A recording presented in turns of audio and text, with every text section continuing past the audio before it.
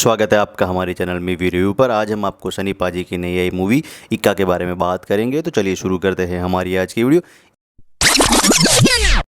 इस मूवी की बात की जाए तो इस मूवी के लीड कैरेक्टर के अंदर हमें सनी देओल देखने को मिलने वाले हैं और उनके ऑपोजिट बात की जाए तो हमें डकैत हमारे रहमान डकैत यानी कि अक्षय खन्ना देखने को मिलने वाले हैं। और पूरी जो एंटायर मूवी है वो एक मर्डर केस पर बेस होगी और मर्डर केस जहां आगे जाके पूरा एंटायर कोर्ट रूम ड्रामा बनने वाला है। और अगर आपको कोर्ट रूम ड्रामा रिलेटेड देखना मूवी पसंद है तभी आपको ये मूवी एंटायर मूवी समझ में आएगी और अच्छी भी लगेगी, क्योंकि जो पूरी उनकी कहानी जो चलने वाली है कि शुरुआत वहाँ से होती है कि हमें एक बॉडी को किसी गाड़ी में से फेंकता हुआ दिखाई देगा और उसी बॉडी को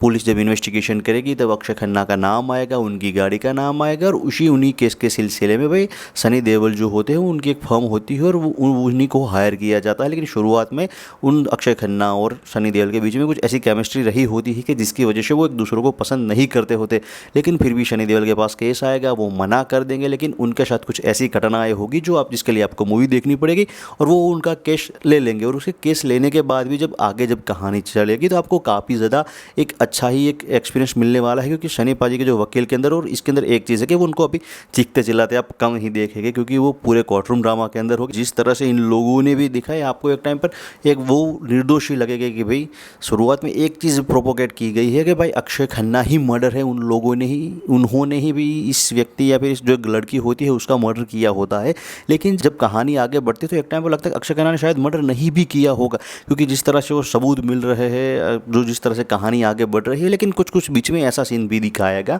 कहानी के जैसा, ऐसा ही लगेगा कि मर्डर अक्षय खन्ना ने ही किया है और वो ही मर्डरर है। लेकिन कहानी कुछ अलग, आपको एक सस्पेंस थोड़ा सा एक इन लोगों ने मेंटेन किया है कि भाई आपको अंत तक एक जानने की कोशिश रहेगी कि भाई सच में मर्डर किया है कि नहीं किया है। कि वो एक कहानी वाला जो इन लोगों ने एक एंगल ढाला है वो मुझे सच में पसंद आया कि भाई उस कहानी में इन लोगों ने इस तरह से दिखाया कि आपको एक टाइम पे लगा भाई मर्डर किया है कि नहीं किया, वो कन्फ्यूजन वाला रहेगा। और बीच बीच में जो कहानी इन लोगों ने भाई सनी पाजी की एक्टिंग और अक्षय खन्ना की एक्टिंग के साथ वो काफ़ी ज़्यादा जो इन लोगों ने अच्छी चीज़ें बताई आपको मसद। लेकिन हाँ, एक इसकी जो नेगेटिव बात करो, मुझे थोड़ी सी एक ऐसी लगी कि भाई शुरुआत की कहानी में ही मुझे उस तरह का प्रोपोगेट करते कि भाई अक्षय खन्ना ही मर्डरर है, उन्होंने ही मर्डर किया है। लेकिन शायद वो इस तरह से थोड़ा सा दिखा दे कि वो इनको बीच बीच में कहीं एक जो कोर्ट के अंदर एक सीन है कि जहाँ पर अक्षय खन्ना एकदम